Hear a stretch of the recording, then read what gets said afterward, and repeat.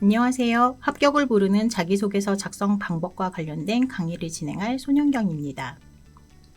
저는 현재 HR 전문가로서 다양한 공공기관의 평가위원으로 활동을 하고 있습니다. 이번 시간에는 자기소개서 작성과 관련된 첫 번째 시간입니다. 채용 공고를 확인하고 서류 및 직무질서 기반의 기본적인 자기소개서 작성과 관련된 내용에 대해서 강의를 진행하도록 하겠습니다. 학습 목표를 확인해 보도록 하겠습니다. 이번 시간에 진행하는 강의를 통해서 공공기관의 채용과 그리고 특성, 절차에 대해서 확인을 하실 수 있고요. 서류 작성 팁을 통해서 여러분들이 서류 작성에 감점 없이 통과하실 수 있도록 안내 드리도록 하겠습니다. 목차를 설명드리겠습니다. 자기소개서 작성 1에서는 공기업 채용 공고를 확인하실 수 있고요. 어떻게 준비하실지에 대한 부분과 지원 서류 작성 시 주의하실 점, 그리고 서류 전형에서의 팁을 설명드리도록 하겠습니다. 첫 번째, 공기업 채용 공고 확인입니다. 블라인드 채용과 채용 전형별 준비, 그리고 채용 공고 확인을 어떻게 하는지에 대해서 확인해 보도록 하겠습니다. 블라인드 채용입니다. 일반 채용과 블라인드 채용의 가장 큰 변화는 블라인드 채용에서는 개인 능력과 직무의 요구사항을 구체적으로 확인한다는 것입니다. 이때 지식, 기술, 태도 등의 내용을 제시하고 있습니다. 서류 전형의 경우 직무 요건에 있는 내용에 의거해서 직무와 관련된 경험이나 행동 내용을 본다는 것입니다. 필기 전형의 경우 직업 기초 능력 NCS 시험과 그리고 직무 수행 능력에 대한 검사를 진행합니다. 면접의 경우 조금 더 구체적인 직무 특성을 확인하기 위해서 경험 면접과 상황 면접, PT 면접, 토론 면접, 최종 임원진 면접 등을 구조화해서 진행하고 있습니다. 채용 전형별 준비를 확인해 보도록 하겠습니다. 우선 NCS 사이트에 들어가 보시게 될 거고요. NCS 사이트의 공정 채용 그리고 주요 업무 메뉴를 선택하시면 화면과 같이 보이게 됩니다. 4단계의 전형별 준비 과정에 대해서 안내가 되어 있는데요. 첫 번째, 채용 공고문 확인, 두 번째, 입사 지원서 작성, 세 번째, 필기평가 준비, 네 번째, 면접 유형 파악 등으로 구분이 되어 있습니다. 이 4가지 버튼을 눌러서 하나씩 확인을 해서 준비를 하시면 되고요. 필기평가 준비나 면접 유형 등을 미리 파악하는 용도로 확인을 하시면 됩니다. 앞서 확인했던 4단계 중 첫 번째 채용 공고를 확인해 보겠습니다. 채용 공고문 확인을 누르시면 지금 보이는 화면이 보이게 되시는데요. NCS 사이트에서 채용 정보를 확인하는 화면입니다. 현재 화면에는 2가지 확인 방법이 있습니다. 대분류에서 지원하고자 하는 분류를 선택해서 보시는 방법도 있고요. 밑에 보시는 현재 채용을 하고 있는 공공기관의 채용 공고문을 리스트로 확인하시는 방법입니다. 여러분들이 본인한테 맞는 채용 공고와 일정을 확인해 보시고 지원을 해 보시면 되고요. 조금 더 편한 쪽을 선택하시면 되겠습니다. 여기에서 조금 더 스크롤을 내려보시면 확인하실 수 있는 화면인데요. 월별 캘린더를 통해서 모집 시작되는 기간하고 모집 종료되는 일자 등을 확인하실 수 있는 부분입니다. 두 번째, 지원 서류 작성 부분입니다. 교육, 자격, 제출 서류 안내 및 종류, 경험과 경력사항을 확인해 볼 수 있습니다. 주의사항과 함께 경험과 경력사항 작성 시 팁에 집중해 주시면 좋을 것 같습니다. 직무수행 내용과 관련된 교육사항 이수 여부를 확인하는 부분인데요. 현재 예로 나온 부분은 경영 사무, 행정 분야 업무입니다. 경영 평가 업무의 전략이나 관찰력, 정보 수집 등의 교육사항을 넣어주시면 되는 부분이고요. 사무행정 업무의 경우 고객 지향 마인드하고 데이터 분석 업무, 협업을 했던 프로젝트나 커뮤니케이션 능력이 많이 발휘되었던 프로젝트 등에 대한 내용을 교육사항에 입력해 주시면 됩니다. 학교 교육사항은 전공과 관련해서 지원 직무와 연결돼서 교육사항을 입력을 해주시면 되는데요.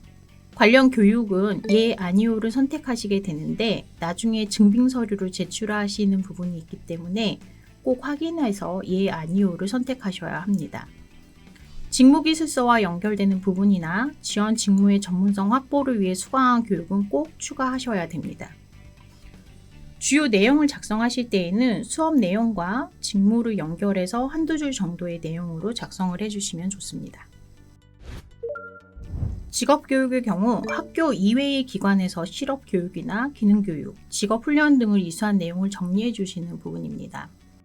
기관명하고 교육기관이 추가되어야 되는 부분이니까 교육기관이 수업 내용을 어떻게 했는지 참조해서 정리해 주시면 되는 부분이고요. 이때 실업교육이나 기능교육을 통해서 학교 내에서 경험하지 못했던 내용을 추가적으로 작성을 해주시면 좋습니다. 자격사항을 보도록 하겠습니다. 직무기술서상의 지원 직무와 관련된 자격증을 정리해 주시면 되는 부분입니다. 필요 자격은 꼭 입력을 해주셔야 되는 부분이고요. 증빙이 가능한 자격증을 스캔해서 미리 준비해 주시면 됩니다. 이때 가산점이 있는 자격증을 꼭 기입해 주시면 좋고요. 서류 평가 부분에서 첨부 파일을 확인하는 검증 단계가 있습니다. 어학 기간이 종료되어 있거나 인정을 못 받을 수도 있으니까 날짜를 꼭 확인해 주시는 것도 필요합니다. 제출 서류를 확인해 보도록 하겠습니다. 서류 평가 이후에 평가 결과에 반영된 항목에 대해서 별도의 검증 기간을 가지고 있습니다. 이때 증빙 서류를 확인을 하고 있는데요. 필수 자격 요건, 우대사항, 평가 항목 등의 확인이 필요한 증빙 자료를 응시자한테 요구해서 확인하는 과정입니다.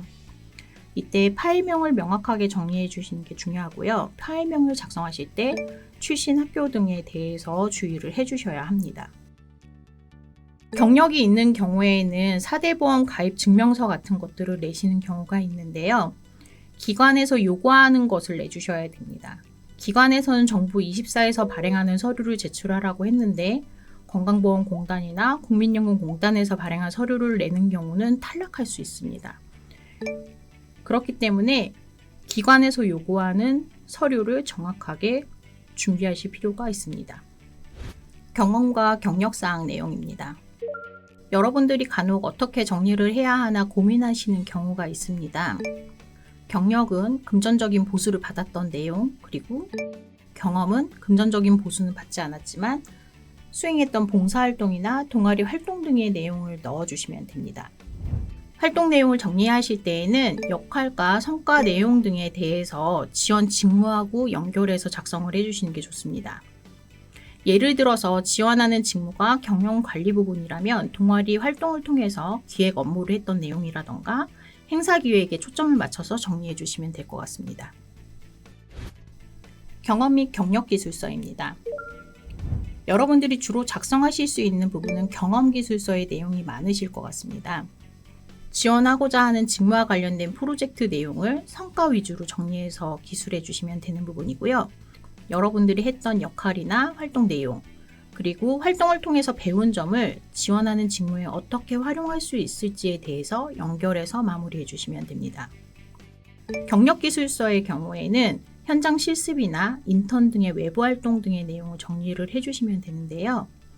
경험기술서와 동일하게 여러분이 했던 역할, 활동 내용, 그리고 활동을 통해 배운 점에 대해서 지원한 직무에 대해서 어떻게 활용할 수 있을지 연결해서 마무리해 주시면 됩니다. 경험기술서와 다르게 경력기술서에 추가해 주시면 좋을 내용은 업무에 대해 새롭게 알게 된 점, 그리고 어떻게 극복했는지, 그리고 민원 업무를 했을 때 어떻게 노력했는지, 협업을 통해서 배운 점은 어떤 게 있는지에 대한 것들을 성과 위주로 정리해 주시는 부분입니다. 직무기술서의 예를 통해서 확인해 보도록 하겠습니다. 직무는 일반 사무지원 사업관리 부분이고요. 직무 수행 내용을 보시면 사업기획, 프로젝트에 관련된 지원평가, 그리고 사후관리, 학술 및 연구기관과 관련된 내용의 수행, 그리고 지원 업무를 수행하는 것으로 정의되어 있습니다. 여러분들이 이 모든 활동을 다 해보시면 좋겠지만 그렇지 않을 겁니다. 그렇기 때문에 비슷한 경험이 있는지 먼저 찾아보셔야 되는 부분인 거고요. 제가 정리한 내용은 기획 부분에서는 학교 동아리 회장을 했을 때의 행사 기획, 그리고 기획 부분에서 어떤 내용을 했고 어떻게 협업과 성과가 있었는지 내용을 정리해 보았습니다. 지원 업무와 협약 부분은 인턴 기간 중에 협약식 지원을 했던 경험을 넣었는데요. 협약식 같은 경험이 없을 수도 있잖아요. 그럴 때에는 행사 지원 업무를 넣어보시는 것도 괜찮을 것 같습니다. 사후 관리는 여러분이 프로젝트를 많이 해보셨을 건데 사후 관리는 해보지 않으셨을 수도 있습니다. 프로젝트 종료 후에 프로젝트 리뷰를 통해서 어떤 부분이 부족했는지, 사후 관리 부분이나 보완점이 있다면 어떻게 했었는지 등을 넣어보시면 되는 거고요.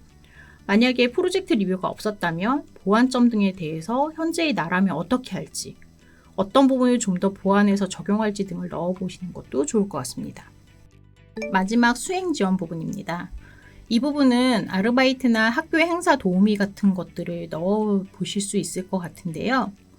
여러분들이 봉사활동에서의 지원이나 교육봉사 내용 등도 해당이 될 수 있습니다. 이와 같이 학교 생활에서의 경험과 직무 기술서도 연결해서 작성할 수 있는 예를 제시해 드렸습니다. 경험 및 경력 기술서 사례를 보도록 하겠습니다. 경험에서는 앞서 말씀드렸던 프로젝트에서의 역할과 주요 내용을 정리했고요. 성과에 연결될 수 있는 행동 내용을 정리해 주시면 됩니다. 경력기술서의 경우에는 지원 업무와 비슷한 내용의 회사 경험이라던가 외부 경험을 정리해 주시면 되는데요. 이때 현장 실습, 그리고 인턴, 아르바이트 내용 등이 들어가실 수 있습니다. 이때에도 주요 업무 내용과 성과를 지원 직무하고 연결해서 정리해 주시면 됩니다. 요즘 경험 및 경력기술서를 쓸 때 많이 활용되는 방법인데요.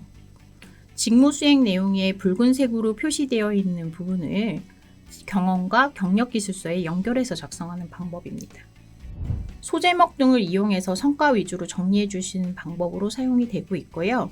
위에 설명드렸던 내용처럼 내가 했던 업무에 대해서 구체적으로 작성을 해주시면 좋고, 수치상으로 뭔가 결과가 나왔다면 그런 것들에 대한 내용을 정리해 주시는 게 좋습니다. 경험 및 경력기술서 작성할 때의 주의 내용입니다. 인사 담당자나 면접위원들은 지원자가 한 일이 굉장히 궁금해요. 그 경험에 대해서 잘 나타내 주시면 됩니다. 근무회사가 여러 개의 경우나 아르바이트 내용이 여러 개의 경우 너무 오래된 경력보다는 최근 내용을 위주로 정리해 주시면 됩니다. 이직이 많은 경우 조직에 적응을 잘 못한다고 생각하는 경우도 있기 때문에 최근의 내용을 지원하는 직무와 관련된 내용들에 대해서 작성을 해주시면 되고요. 본인이 했던 중요한 프로젝트나 큰 성과는 능력 검증에 도움이 됩니다. 이런 것들은 면접 시 개인적으로 질문을 받을 수 있는 부분이기 때문에 성과를 잘 정리해 주시면 좋습니다. 채용할 회사가 원하는 직무기술서의 지원 업무에 해당하는 포지션 위주로 업무 경험이 부각되게 작성을 해주셔야 되고요. 경력기술서 작성할 때에는 마지막에 퇴사 사유 등을 잘 정리하시는 것도 중요합니다. 여러분들 같은 경우에는 학업 중에 경력인 경우 학업으로 기재를 해주시면 되고요. 기간제나 계약직, 아르바이트 경우 기간 종료 등의 사유로 정리를 하시면 됩니다. 세 번째, 서류 전형 팁입니다. 서류 평가 기준과 자기소개서 항목별 배점 기준을 확인해 보도록 하겠습니다. 여러분들이 요즘 많이 사용하고 있는 챗GPT 같은 경우에 대한 내용도 같이 확인을 해 볼 거고요. 이런 것들을 확인해서 자기소개서를 작성하셨을 때 블라인드 위배 내용을 주의하는 방법에 대해서 안내 드리도록 하겠습니다. 그리고 사회 형평성 채용을 활용해서 가산점을 받는 부분에 대해서도 확인해 보도록 하겠습니다. 서류 평가 기준입니다. 기관에 따라서 예시하고 다르게 나올 수도 있기는 하지만 많이 다르지 않으니까 참조해 주시면 좋을 것 같고요. 수강 과목 수와 점수를 넣어 주시면 됩니다. 정량평가는 연구직 채용 경우에는 기본적인 연구 수행 능력을 평가하기 위해서 학위나 전공 등의 추가적인 항목을 구성할 수 있습니다. 서류 평가 기준 중에 정량평가, 자격, 경험 사항입니다. 국가 자격의 필수 사항하고 가점을 받으실 수 있는 자격증이 있고요. 그에 따른 점수가 주어지게 됩니다. 경험의 경우는 각 기관마다 다르게 정해져 있기는 하지만 직무와 연계된다고 생각이 되면 인정을 해주는 경우가 있습니다. 그렇기 때문에 관련된 내용을 넣어주시는 것도 괜찮습니다. 제가 실제 참여했던 기관의 경우 경험 직무하고 연결되지 않을 때에는 경험이나 경력사항은 인사 담당자하고 전문위원이 같이 협의를 해서 인정을 하는지 안 하는지 결정을 했던 경험이 있습니다. 이렇듯 여러분이 내는 모든 사항에 대해서 전문위원들이 확인을 하고 검증하는 단계를 통해서 점수를 부여하고 있으니까 관련 내용들을 잘 숙지를 해서 제출을 해서 인정받으실 수 있는 내용들은 제출하시는 것이 좋습니다. 정성평가 부분입니다. 직무 설명 자료를 기반으로 응시자가 보유한 능력을 정성적으로 평가하는 부분입니다. 지식, 기술, 태도 부분으로 전체 내용이 포함되어 있는지를 보는데요. 자기소개서 항목별로 등급 배정은 다음 장에서 설명드리도록 하겠습니다. 자기소개서 항목과 배점 기준입니다. S, A, B, C, D, F로 구분이 되어 있고요. 자기소개서 작성 시 내용을 보고 서류평가위원이 평가를 하는 기준입니다. 보통 S를 받는 경우가 많지는 않았습니다. 하지만 여러분이 항목별 배점 기준을 알고 준비하신다면 어렵지 않을 것이라고 생각을 하고요. S등급과 A등급을 비교를 먼저 해보도록 하겠습니다. 구체적인 행동 증거가 보이고 결과가 탁월한지, 일반적인지에 대한 평가 부분입니다.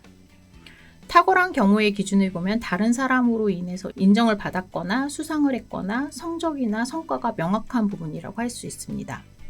보통 지원자들은 경험을 정리하고 결과를 정리하실 때에 마무리를 하는 경우가 많은데 이 부분에서 성과랑 지원 직무와 연결하는 부분만 추가하셔도 A에서 S등급을 받을 수 있다는 것을 알아주시면 좋을 것 같습니다. D의 경우 질문과 다른 내용을 작성한 경우고요. F인 경우에는 블라인드 위배 내용이거나 타기감명 작성을 하신 경우, 그리고 반복된 문구를 작성하신 경우, 중복된 내용이 해당이 됩니다. 여러분들이 취업준비생으로 지원서를 작성을 하시다 보면 가장 많이 실수하시는 부분이 기관명 오기재 부분입니다. 마지막 제출 버튼을 누르시기 전에 기관명이 잘못된 게 있는지 꼭 확인을 하시는 게 중요합니다. 최근 기관에서는 챗GPT를 활용한 자기소개서를 걸러내기 위한 검증 과정을 많이 도입을 하고 있는데요. 그 중에 제가 소개해 드릴 부분은 GPT킬러라는 것입니다. 기존에는 이제 카피킬러 같은 것들을 활용해서 25% 이상의 동일 문장 2개가 반복되면 과락 처리가 됐었는데 요즘은 챗GPT를 활용한 자기소개서가 많다 보니까 추가적으로 도입된 것이라고 보시면 됩니다. 제가 면접위원으로 참여했던 기업에서의 지원서를 봤었는데요. 자기소개서를 GPT킬러 결과를 통해서 항목별로 몇 %의 표절률이 있는지 그런 것들에 대한 결과를 첨부하는 걸 볼 수 있었습니다. 물론 이제 최종 면접이라서 0%의 지원자들만 면접을 진행하기는 했지만 이런 것들이 첨부가 되고 있다는 것들을 보시고 준비를 해주셔야 되는 부분입니다. 여러분들이 챗GPT를 활용해서 자기소개서를 작성하실 수 있습니다. 그렇다면 챗GPT를 활용해서 자기소개를 작성하셨다면 GPT킬러에서는 100% 표절률이 확인이 되실 겁니다. 이때 여러분들의 경험과 과제 내용, 경험을 통해 배운 점들을 추가하신다면 표절률이 줄어들게 됩니다. 이런 것들을 확인하셔서 표절률을 0%에 맞춰서 지원해 주시면 될 것 같습니다. 간혹 유료로 자기소개서를 의뢰 받으셔가지고 작성하시는 경우가 있는데 서류 심사를 하다 보면 의뢰하신 내용의 경우 더 눈에 띄는 경우가 굉장히 많습니다. 포맷도 비슷하고 내용도 비슷한 부분이 많이 있어서 이런 부분에 대해서 눈에 더 띄는 부분이 있는데요. 여러분들이 한번 컨설팅을 받아보시는 건 좋은 방법이기는 하지만 유료로 이제 전체 내용에 대해서 맡기는 부분은 좀 자제해 주시면 좋을 것 같습니다. 블라인드 위배 내용에 대해서 확인해 보도록 하겠습니다. 일반적으로 위배를 많이 하고 있는 블라인드 위배 내용이고요. 학교명이나 출신 지역, 성별 부분이 많이 위배가 되고 있습니다. 성별 부분에서는 남자 같은 경우에는 군대에 관련된 내용이 굉장히 많이 있습니다. 그래서 일반 병이나 사회복무요원, 의무경찰 등에 해당이 될 수 있고요. 그 외에도 이제 출산이나 장남, 장녀, 누나, 언니 등 성별을 나타낼 수 있는 부분에 대해서 주의를 해주시면 됩니다. 채용 공고를 확인해 보시면 블라인드 위배에 대한 예제를 함께 명시가 다 되어 있어요. 그래서 이 부분을 꼭 참조해서 작성을 해주시면 좋습니다. 사회 형평적 채용에 대해서 설명을 드리도록 하겠습니다. 사회 형평적 채용 부분에 대해서는 여러분이 가산점을 받으실 수 있는 부분에 대한 안내인데요. 장애나 국가유공자 등의 경우 공공기관에서는 꼭 채용을 하는 부분이 있고요. 보훈이나 장애 채용으로 확인해 보시면 되고 장애는 5% 가산점, 보훈은 유형에 따라서 5%, 10%의 가산점이 부여됩니다. 보훈의 경우 NCS 시험 면제가 되는 기관들도 있기 때문에 이런 것도 꼭 확인해 보시면 좋을 것 같고요. 서류 평가 부분에서는 적부를 확인해서 면접 결과로만 합격 여부를 따지는 기관도 많이 있습니다. 수자원공사 같은 경우가 대표적으로 볼 수 있는데요. 과락 기준도 40점으로 매우 낮은 편이기 때문에 이런 부분에 가점을 받으실 수 있다면 참여해 보시는 게 좋을 것 같습니다. 또한 지역 인재는 여러분한테 유리한 부분이라고 볼 수 있습니다. 2022년 이후에 지역 인재는 30% 채용을 하게 되어 있고요. 이런 부분에 대해서 가산점을 부여하는 기관에 찾아보시면 됩니다. 한국공항공사를 예를 들어서 설명을 해드리면 본사는 김포공항 서울에 있지만 각 공항별 인원들에 대한 채용이 이루어지고 있습니다. 지역 인재는 지원한 지역에서 8년 동안 근무를 하는 조건 등이 있는데요. 여러분들이 그런 것들을 잘 따져서 보시면 좋을 것 같고, 또 비수도권 인재는 권고사항이라서 기관마다 상이할 수 있습니다. 그래서 지역 인재로 혜택을 받으실 수 있는 기관이 어떤 게 있는지 확인을 해보시면 좋습니다. 그 외에도 저소득층이라던가 한부모 자녀, 다문화 자녀의 경우 가산점이 주어지는 기관이 많이 있습니다. 이 부분도 확인해 보시면 되고요. 이 부분은 중복으로 인정이 되는 기관도 있습니다. 여러분들이 지금까지 강의를 통해 들은 내용을 Q&A 시간을 통해 정리해 보도록 하겠습니다. 첫 번째 문제입니다. 블라인드 채용과 관련된 내용으로 맞는 것은 무엇일까요? 네, 정답은 4번입니다. 보기를 하나씩 보도록 하겠습니다. 첫 번째, 회사 인재상이 직무보다 중요하다. 네, 공공기관에서도 인재상은 중요합니다. 다만 회사의 인재상에 맞춰서 자기소개서를 작성하다 보면 직무 역량이 잘 드러나지 않는 경향이 보일 수 있습니다. 그렇기 때문에 직무기술서상의 요구사항과 함께 여러분들이 가지고 있는 역량을 회사의 인재상과 연결해서 작성해 주시는 것이 더 중요합니다. 자칫 인재상에만 초점을 맞춰서 자기소개서를 작성하다 보면 직무 역량이 잘 드러나지 않기 때문입니다. 두 번째, 개인 특성이 잘 나타나야 한다. 네, 개인 특성보다는 직무 특성이 중요합니다. 직무와 연결된 경험을 잘 정리해서 내용을 작성해 주시는 것이 더 중요합니다. 세 번째, 회사 지원 동기가 중요하다. 회사 지원 동기는 면접 시 꼭 나오는 질문 중에 하나입니다. 회사 지원 동기도 물론 중요합니다. 하지만 직무 요건에 맞춘 인재라는 점, 또 그 요건을 충족하기 위해 노력한 점을 직무 지원 동기에 맞춰서 작성을 해주시고 면접 답변을 준비해 주시는 것이 좋습니다. 4번, 직무 요건에 초점이 맞춰져 있다. 네, 이게 정답인데요. 위 세 가지 내용을 보시면 아시겠지만 공공기관의 자기소개서는 직무와 관련된 내용이 잘 정리돼서 작성해 주시는 것이 매우 중요합니다. 그렇기 때문에 직무기술서상의 요건사항을 잘 숙지해 주시고요. 부각할 점과 함께 보완할 부분을 정리해 주시면 되겠습니다. 두 번째 문제입니다. 교육 이수사항에 넣어도 되는 내용은 무엇일까요? 네, 정답은 4번입니다. 첫 번째 예시에서 보시는 것과 같이 타 전공에서 진행한 팀 프로젝트여도 학교 교육에서 협업 능력이나 성과가 있는 것은 이수 내용에 정리하는 것이 좋습니다. 이수 여부와 함께 교육 내용을 정리하실 때 프로젝트에서의 성과를 추가 정리해 주시면 됩니다. 두 번째, 직업교육이나 현장 실습 등 타 기관에서 받은 교육사항도 직업교육 이수 부분에 추가해 주시면 됩니다. 현장에서 배운 부분, 그리고 또 학교 내에서 학습하지 못한 부분에 대해서 새로운 경험에 대한 내용을 정리해 주시면 좋습니다. 세 번째, 교육 내용을 정리하실 때엔 지원 직무와 연결해서 작성해 주시고 가능한 성과가 잘 나타나게 정리해 주시면 됩니다. 4번, 이수 예정인 교육사항입니다. 간혹 면접일에 맞춰서 이수 예정인 교육사항에 대해서 기입하는 경우가 있는데요. 이 부분은 기관마다 마감일 기준으로 인정되지 않을 수 있습니다. 이수한 교육사항에 대해서 넣어주시기 바라고요. 면접 시 관련 교육사항에 대해서 미이수한 것을 질문받는다면 학기 중이라 교육을 이수하지 않아서 작성하지 않았지만 현재는 교육 이수를 통해서 어느 정도 수준으로 업무를 수행할 수 있다는 것을 구두로 표현해 주시면 됩니다. 세 번째 문제입니다. 블라인드 위배 사항인 것은 무엇일까요? 네, 정답은 4번입니다. 공공기관 서류에서 블라인드 위배 부분은 항상 주의가 필요한 부분입니다. 예시로 드린 4가지 모두 작성하기에 따라서 블라인드 위배가 될 수도 있고 되지 않을 수도 있습니다. 첫 번째 예시인 지도 교수님과의 특별 활동 내용을 보도록 하겠습니다. 이때 활동 내용이나 배운 점 등 경험 내용은 작성하셔도 괜찮습니다. 하지만 교수님 이름이나 유추가 가능한 내용은 블라인드 위배 사항으로 볼 수 있으니 주의하시기 바랍니다. 두 번째, 현장 실습했던 기업이나 재직했던 기업명은 작성하셔도 블라인드 위배 사항은 아닙니다. 다만 서류 심사나 면접 시 블라인드 처리가 돼서 평가자한테 제공이 되는 것이 많으니까 기업명을 작성하실 때에는 땡땡 기업이라던가 A기업 또는 실습했던 기관 등으로 표현해 주시면 좋습니다. 세 번째, 군대에서 했던 대외 활동이나 봉사활동 내용입니다. 남학생들의 경우 군 경험을 작성하는 경우가 많이 있는데요. 우선 군대는 여자도 지원을 하는 경우가 많이 있기 때문에 군대 내용을 입력했다고 해서 모두 블라인드 위배가 되지는 않습니다.